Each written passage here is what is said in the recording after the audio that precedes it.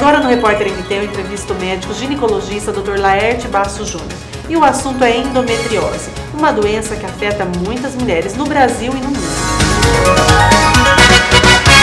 Dr. Laerte, os números mostram, a Organização Mundial de Saúde, que 180 milhões de mulheres convivem com endometriose no mundo e no Brasil são 7 milhões, que equivale a 1 a cada 10 mulheres em idade reprodutiva.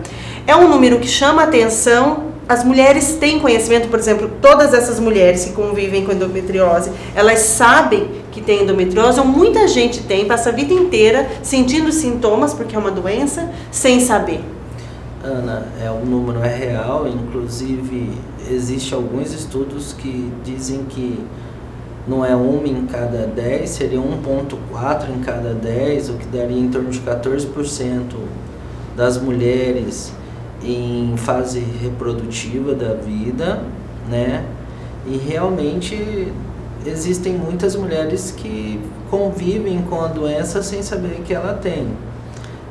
Também já é estudo comprovado que em média uma paciente de endometriose demora 8 anos para ter o diagnóstico da doença, mesmo ela procurando auxílio, né? Porque é uma doença de difícil diagnóstico a princípio, né? E desconhecida profundamente, de forma profunda, até por alguns médicos. Então é muito comum as pacientes às vezes até procurar auxílio, ter alguma coisa, mas elas demorarem em torno de 8 anos para ter o diagnóstico de endometriose. E o que é a endometriose?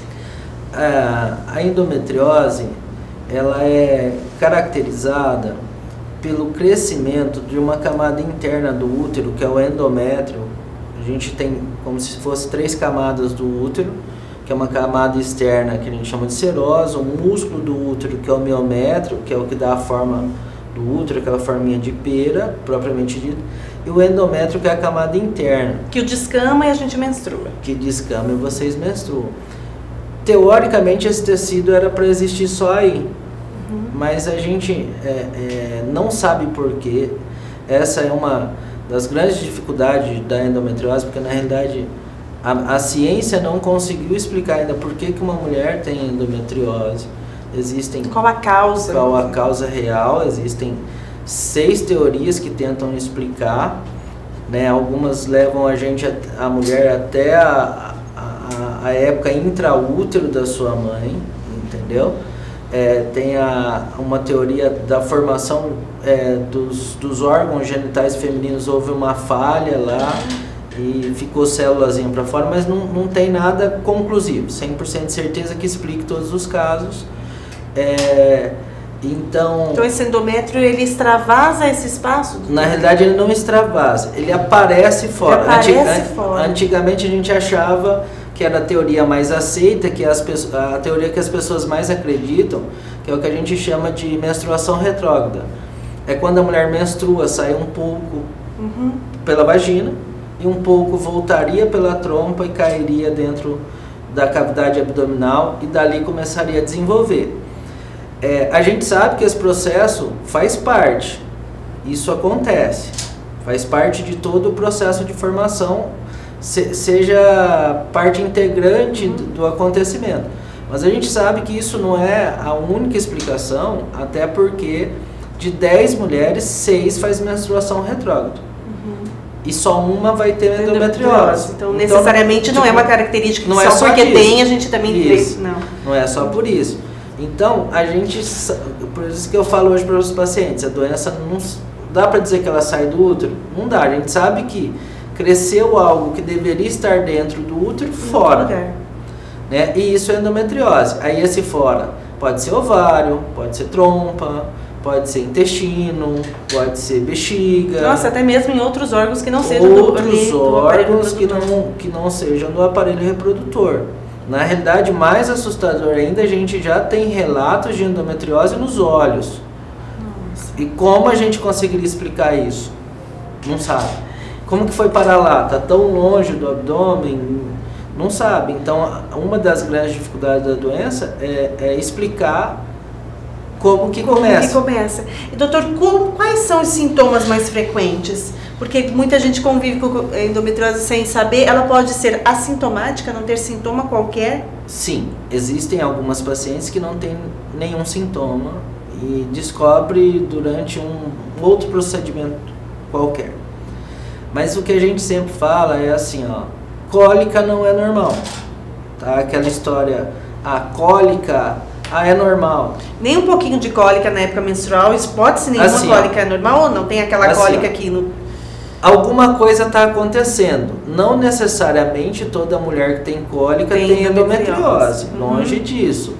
Acha-se que em torno de 40% tem endometriose. Os outros 60% não. Mas algo diferente está acontecendo. Então, a cólica pode ser por outras causas, sem ser endometriose. Alimentar, porque a alimentação influencia, a gente sabe, com a eliminação de radical livre. Emocional, pode ser mioma, pode ser uma inflamação no útero. É sempre um alerta. Pode ser alguma coisa. Então, o primeiro alerta são as cólicas, principalmente no período menstrual.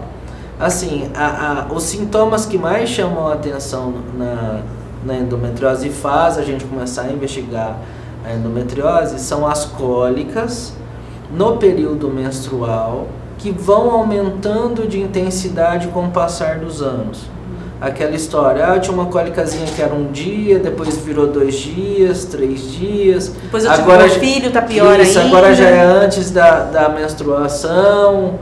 E vai algumas mulheres chegando ao ponto que chega uma época em que não tem mais período para ter cólica. A cólica é todos os dias. E muitas vezes cólicas fortes que até impedem as atividades cotidianas? Algumas mulheres ficam incapacitadas, até porque junto com as cólicas, algumas têm alteração do funcionamento intestinal, alteração do funcionamento da bexiga, entendeu? E chegando algumas a evacuar na época da menstruação, a ter evacuação com sangue, fazer cocô com sangue, associada a muita dor. Então, a paciente que tem esses sintomas não necessariamente tem endometriose. Mas pode. Mas ela precisa ser investigada. Precisa investigar. Precisa ver se não é. Existe uma alta probabilidade, mas não quer dizer que seja, né? E doutor, a endometriose interfere na fertilidade da mulher? Mas interfere com certeza absoluta. Até eu falo para as minhas pacientes que a gente deve um pouco dessa questão de levar a endometriose a sério. A medicina deve ao pessoal que mexe com reprodução humana. Porque a endometriose ela começou a ser efervescente, essa procura pelo diagnóstico, pelas soluções, conforme foi vendo a relação com a infertilidade. Porque antigamente, como eu disse anteriormente, falei que cólica não é normal, antigamente falava assim, cólica é assim mesmo, sua mãe teve, sua tia teve, e ficava por isso. Com o tempo, com o desenvolvimento da medicina reprodutiva, começou-se a investigar as causas da infertilidade. E notou-se que a doença que mais causa infertilidade é endometriose. Nossa. Mas aí, o que eu quero dizer, eu sempre falo para os pacientes, porque a gente precisa olhar o outro lado. É da endometriose para a infertilidade. Então, a infertilidade a endometriose pode causar infertilidade. Não é que você tem endometriose, você vai ser infértil. Você é infértil. Pode ter endometriose e ter a capacidade reprodutiva inclusive, normal. tem muitas mulheres que têm 4, 5 filhos e descobrem na laqueadura que tinha endometriose. Ou numa cesárea. Então, estatisticamente, fala-se o seguinte, que em torno de 60% das mulheres que têm endometriose conseguem engravidar. Tá? Quando a gente fala consegue engravidar, umas têm um pouquinho mais de dificuldade, outras nem sabem, engravidam normalmente. Então, na realidade, 40%, então é ao contrário do que se imagina, sim, que é muito comum chegar paciente no meu consultório já em desespero, em prantos, porque descobriu que tem endometriose e ela não vai poder mais ter filho. Então, na realidade, não é assim que funciona. Eu falo sempre para o paciente, ó, nem sempre é um veredito final. Se você descobriu que tem endometriose, você entrou para um grupo de pacientes em que a gente precisa prestar mais atenção na sua fertilidade. Mas você pode ter seus filhos naturalmente em mais de 60% das vezes, sem nenhum auxílio como fertilização, nada disso. 40% das pacientes que têm endometriose precisam de algum tipo de tratamento para engravidar. Desses 40, como qualquer outra doença, tem um grupo que mesmo com tratamento não consegue engravidar. Mas assim, de 10 com mulheres com endometriose, 6 vão engravidar normalmente. Então, doutor, a endometriose tem vários graus. Sim. E em alguns casos é possível conviver, revertê-la, curar da endometriose, ou não, ela não tem cura, só tem acompanhamento. E em outros casos, quando mais grave, é realmente só monitoramento porque não tem o que se fazer. É assim. Porque com a medicina, com o avanço em relação ao tratamento. Se a gente voltar lá no que eu disse, que a gente ainda não sabe por que a doença acontece, a gente não pode dizer que a gente tem a cura. Tá? E até um dos motivos da dificuldade diagnóstica é que ainda não temos nenhum exame de sangue, nada em específico que possa dizer que você tem ou não tem a doença. Entendeu? Então, mesmo que a paciente esteja com algum tipo de tratamento, ela esteja sem sintomas, ela tenha filho, esse tratamento pode ter sido cirúrgico, pode ter sido por medicamento, não tenha filho, já tenha filhos, esteja uma vida normal, a gente não consegue dizer que ela está curada. Então, hoje, pelo que a medicina tem em mãos, a endometriose é uma doença sem cura, tá? Mas eu falo muito para minhas pacientes assim, isso é uma opinião pessoal, eu imagino que a gente diga que é sem cura porque a gente ainda não tem capacidade de diagnosticar ela lá no princípio, lá no início da doença, né? Porque a partir do momento que a gente souber por que a doença acontece, a gente vai evoluir para um diagnóstico e vai conseguir dizer com o tempo que a gente tem capacidade, que a paciente está curada ou não. Sim. Então hoje, as possibilidades de interferência, né? Hoje a paciente hoje é uma doença sem cura. O que a gente quer dizer sem cura? Ela vai morrer disso? Não. Ninguém morre de endometriose. Até hoje, diretamente pela endometriose, não. Talvez pelas complicações das cirurgias, coisas, mas é uma doença de baixa letalidade, né? Então, não dá para dizer, mesmo que estudo esteja instituído, que ela sarou. Então, uma paciente de endometriose, eu falo assim, ó, sempre você vai ter que estar fazendo periodicamente os exames voltados para o diagnóstico de endometriose para saber se não voltou a doença. E qual é o tratamento, doutor? Existe tratamento, é medicação, é cirúrgico? A endometriose pode virar câncer? É assim, ó, os tratamentos hoje se resumem a conservador e a cirúrgico, tá? O conservador é a base de medicamentos. A gente tem os tratamentos não hormonais, que seriam só os sintomáticos, são medicações para os sintomas da paciente. E a gente tem os medicamentos hormonais, tá? Em que consiste basicamente em fazer com que a mulher não menstrue ou menstrue o menos possível. Porque a gente sabe que quanto mais vezes a mulher menstrua, mais chance de evoluir a doença ela tem. E mais chance de desenvolver a doença. Então, em alguns casos, não menstruar também faz um bem para o organismo. Sim. Aquela história que tem que menstruar todo mês, porque a menstruação tira o sangue sujo do corpo. É muito crendice também popular, doutor. Isso. Na realidade, para gente que trata a endometriose e vive da endometriose, a gente é contra a menstruação. Tá? Só nesses casos ou é contra a menstruação em muitos casos? Não, eu acho que a paciente tem que ser bem avaliada, tem que levar em consideração até a questão de crença dela, de bem-estar psíquico dela em ficar sem menstruar. Mas nos casos bem indicados, bem avaliados, ficar sem menstruar faz bem. Por que eu digo isso? Porque assim, ó, o grande medo de todo mundo, subir para a cabeça, o sangue para limpar, aquela história toda, aquelas crenças.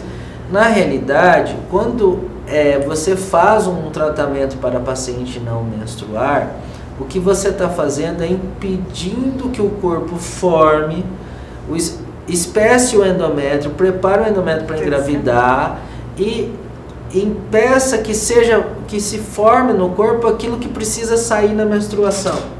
Então, não menstrua porque não tem nada para sair. Entendeu? Então não vai ficar nada retido. E é o hormônio que faz isso.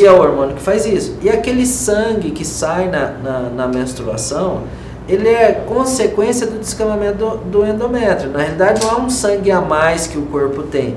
É porque quando o endométrio descama, é como se houvesse um machucado no útero ali internamente, e as veias ficam expostas e começam a sangrar. Então aquele sangue é um sangue normal. Tanto que dependendo da quantidade de menstruação que a mulher tem, se fizer um exame de sangue no período menstrual dela, ela vai estar com anemia, né? Então,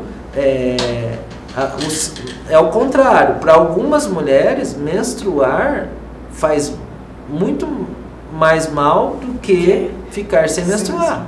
No caso da endometriose, é um exemplo. No caso da endometriose, então, é um exemplo claro.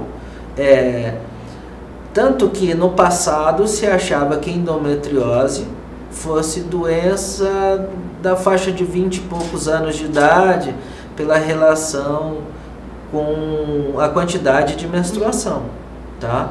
Hoje esse conceito mudou um pouco. Hoje a gente sabe que, como eu disse, quanto mais menstrua, pior é para a mulher, mas é uma doença que está surgindo na adolescência. Está surgindo na adolescência. Doutor, e pode, assim, tem algum estudo que mostra, se a mãe teve, a avó teve, a filha tem essa maior probabilidade de ter? Sim. Ou também isso ainda é muito assim, duvidoso? Não é conclusivo, mas existem altos indícios que uma mulher de família com histórico de endometriose tem a maior probabilidade de ter endometriose, tá?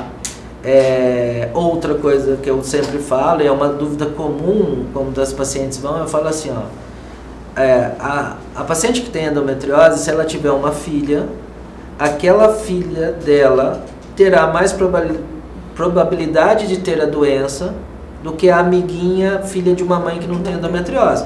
Não necessariamente quer dizer que ela vai ter endometriose. Mas é uma possibilidade maior. Mas é uma possibilidade aumentada. Qual é o percentual de aumento nessa chance? Ainda não temos esse número concreto, mas observando a doença e os trabalhos que vêm surgindo, sim, uma mãe, normalmente quando você cata o histórico de uma paciente de endometriose, mesmo que não tenha para trás alguém com diagnóstico, mas a hora que você começa a conversar com a paciente, ela fala, então minha mãe teve, porque ela teve que tirar o útero, ela teve que operar, ela teve que fazer uma coisa porque tinha isso, tinha aquilo, tá? Então, normalmente sim, tem uma ligação. E doutor, o tratamento, né? Você disse a questão, né, do convencional, né, do tradicional com a medicação e também cirúrgico. Existe sim a possibilidade de cirurgia quando o grau é mais avançado? Isso, existem alguns casos e hoje em dia cada vez é mais específico, a gente diz que a indicação cirúrgica precisa ser mais precisa, porque antigamente se achava que qualquer suspeita de endometriose era cirúrgica, hoje não é bem assim. Hoje a visão é assim, se opera o menor número possível de pacientes, mas quando for operar, que seja a cirurgia, eu não gosto muito dessa palavra, mas a cirurgia mais agressiva possível, né? O que a gente quer dizer com agressiva? Que ela tire tudo que possa ter sinal de endometriose. Já que vai operar, vamos limpar tudo. Antigamente achava que se você fosse lá, só queimasse aqueles foquinhos, não precisava nem tirar, onde tem as manchinhas lá de endometriose, já poderia... as lesões, tirar só um pedacinho, você estaria resolvendo. Hoje a gente sabe que não, que é jogar a sujeira para debaixo do tapete.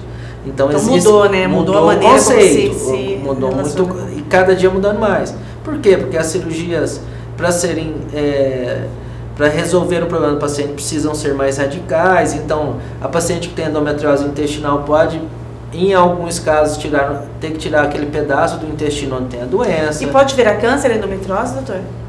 Não tem nenhum estudo conclusivo ainda que mostre que a endometriose vire câncer. Existem algumas suspeitas de relação, principalmente de intestino e de ovário, que a mulher que tem endometriose nesses dois lugares tenha mais propensão a ter câncer desses lugares. Mas não que a endometriose vá virar um câncer. Um fator determinante para isso. Isso. É assim, ó, você tem uma endometriose no ovário, dependendo se você estiver no período próximo à menopausa, alguma coisa, e essa doença aparecer, a gente fala que isso pode ser um marcador que você tenha mais riscos de vir a ter um câncer de ovário. Um sinal de alerta, mas também não é conclusivo. Doutor, para a gente finalizar, existe uma maneira de se evitar a endometriose, ou ela, como a gente não sabe a causa, não tem maneira de se evitar? Ou existe também algumas dicas que são importantes para a saúde íntima da mulher, seja endometriose ou qualquer outra, assim, que isso toda mulher deveria seguir? Claro, buscar, né, ajuda médica quando perceber alguns sintomas. Na realidade, sim, não tem como, ainda não temos... Não tem como prevenir, não tem vou fazer isso, não tem prevenção. Né? Teoricamente seria menstruar o menos possível, teoricamente, porque a gente não sabe como surge a doença, tá? Então, a prevenção não tem como. O que a gente sempre sugere aos pacientes assim: começou a ter sintomas, procure um especialista, procure alguém que conheça bem a doença, para investigar a doença. Mulher deve procurar o ginecologista a cada ano ou a cada 6 meses, doutor Laerte? É caso a caso. Se você estiver tudo perfeitamente normal, sem nenhum sintoma, não tiver uma secreção vaginal diferente, não tiver com sangramentos vaginais fora da época menstrual, não tiver cólicas, algo que chame a atenção, dor na relação sexual, que também pode ser um sinal de endometriose, um sintoma, ela pode ser anual, tá? O semestral normalmente é excesso de zelo ou porque a gente notou que algo precisa ser acompanhado. Precisa ser acompanhado. Então, dor na relação sexual também pode ser um indício? Também pode ser um indício da endometriose. Não só isso, né? Não, na realidade é assim, ó, tudo que a mulher sente, principalmente relacionado à dor, que esteja relacionado ao período menstrual. Então, se ela tem dor para ter relação, sempre mais perto de menstrual, logo após. Se ela tem muita cólica menstrual, ela tem que investigar. Não é normal. Não quer dizer que ela tenha endometriose, não quer dizer que ela tenha nada grave. Mas algo está acontecendo de errado. Então, quando acontecer uma dor, a gente tem que se olhar com mais carinho. Sim, procurar ajuda. Dor não é normal. Doutor Laerte, meu entrevistado de hoje.